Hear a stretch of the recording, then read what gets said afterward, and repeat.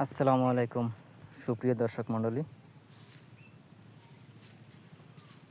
Barack agriculture YouTube চ্যানেলে আপনাদেরকে আবারও স্বাগতম।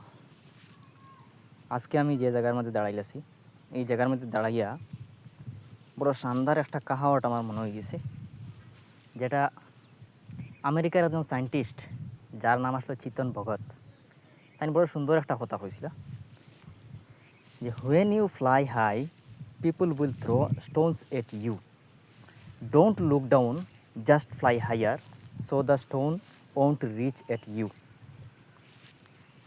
এই কথাটা কোথার লাগে হইলাম দর্শকবৃন্দ, এই যে জায়গাটা আছে এখানে, এই জায়গাটা আজকে থেকে প্রায় 2 মাস আগে, হয় এরকম 2 মাস হইব, আমার অসুস্থতার কারণে আমি এই জায়গাটাতে আইতে পারছি না। কিন্তু এই যে জায়গাটা দেখতে মরুভূমির মতন লাগে, কিন্তু না ভাই, আসলে এইরকম না। এখানে আমার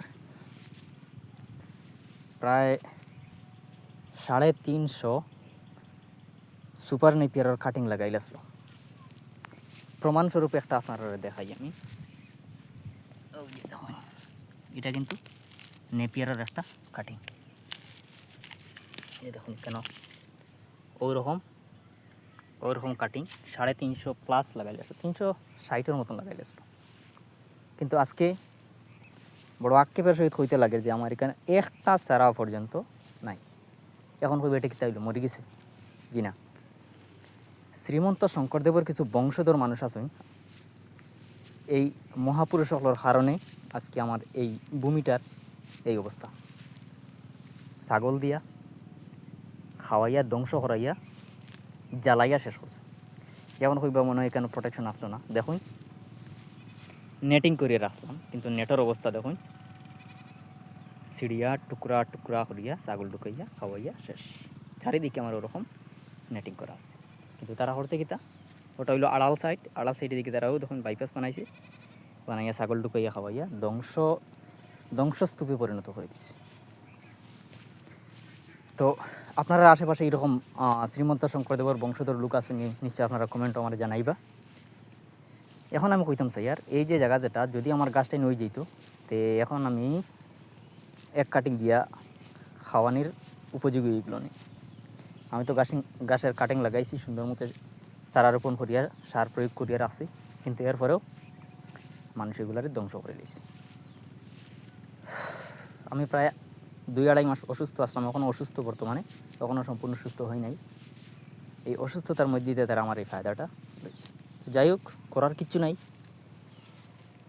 যখন আপনি কোনো বালা কাজ করার যাইবা, নিচে থেকে আপনারা ডিল চুড়িবা, আপনি ইয়াদ রাখবা, আপনি আপনার গন্তব্যস্থলে পৌঁছার লাগে আপনি আপনার হাত চালাইয়া যাইবা, আর ইয়াদ রাখবা যে নিচে থেকে যারা ডিল ছুড়িয়ে তার ফাতর আপনি যতটুকু পৌঁছিছেন, তার ফাতর জীবনে অতটুকু পৌঁছিত পারত না। এর লাগে আমি করছি কিতা, আমি আমার অভিযান চালাইয়া নিয়ার, আর অভিযান তো চলবো সোজা কথা। দেখুন ফুল প্রোটেকশন লইয়া আজকে আবার আইছি, জলের বোতল, এরপরে দেখুন হাতিয়ার, এই যে দেখুন একটা হাতিয়ার, এই দেখুন অন্য হাতিয়ার, এই দেখুন গাছ চুলানির অন্য হাতিয়ার, আর ও দেখুন কাটিং বলা করি আপনারা দেখুন ফুল জার্মিনেটেড কাটিং লইয়া আইসি, 150 হইব, 200-র মতন হইব। ওটাই না আজকে শেষ করিয়া, রোদ বৃষ্টি যাই হোক এগুলো আজকে আমি শেষ করিয়া যাই। দেখুন আপনি যখন কোনো কাজ শুরু করবো ভাই, অনেক বাধা বিপত্তি পড়বো, কিন্তু এই বাধাগুলো আপনি অতিক্রম করিয়া যদি আগে দিকে যাইতে পারেন, তখন কি আপনি সাকসেসের মুখ দেখতে, otherwise it may not possible in any circumstance. Sacrifice লাগবে।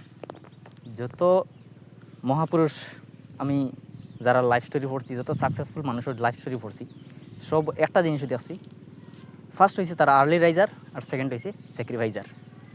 তো এই দুইটা বস্তু যার কাছে আছে, সেই জীবনে সাকসেসর চূড়ান্ত শিখরে পৌঁছতে পারে।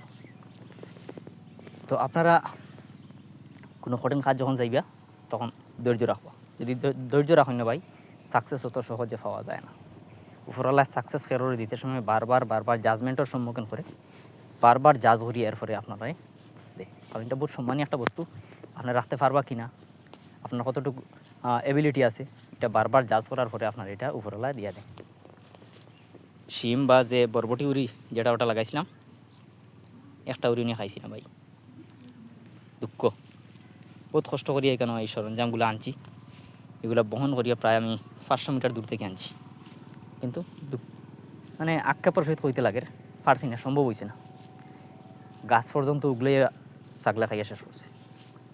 করার কিছু নেই, আমি কারোর কিছু হই আর না। দিল থেকে দোয়া দেই এই মহাপুরুষ শ্রীমন্ত শঙ্করদেবের বংশধরের আরে যে